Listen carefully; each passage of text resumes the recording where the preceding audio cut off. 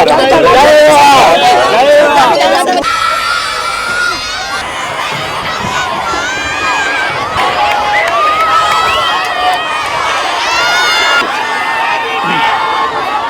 வருடங்களாக இடைநிறுத்தப்பட்டிருந்த கண்டி ஹெட்டம்பி மேம்பாலத்தின் நிர்மாணப் பணிகளை மீண்டும் ஆரம்பிக்கும் நிகழ்வு இன்று பிற்பகல் ஜனாதிபதி அனுரகுமார திசாநாயக்க தலைமையில் நடைபெற்றது.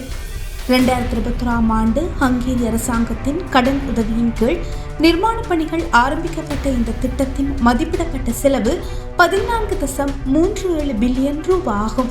அண்மைய பொருளாதார நெருக்கடியை தொடர்ந்து ஹங்கேரி அரசாங்கத்தின் கடனுதவி இடைநிறுத்தப்பட்டதுடன் மேம்பாலத்தின் நிர்மாணப் பணிகளும் இடைநிறுத்தப்பட்டன.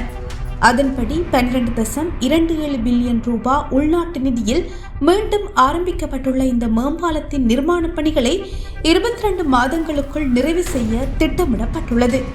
திட்டத்தை பார்வையிட்ட ஜனாதிபதி திட்ட அதிகாரிகளுடன் சிறு கலந்துரையாடலிலும் ஈடுபட்டார்.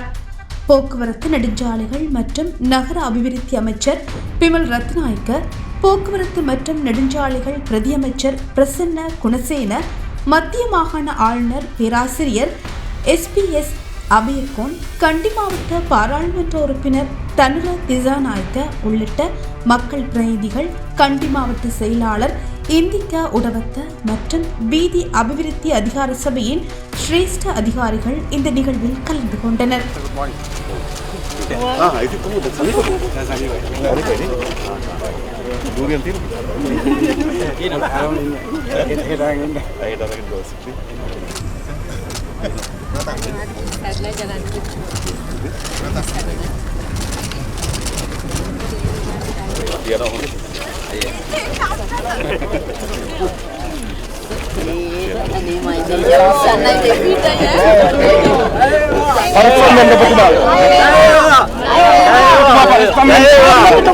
Apa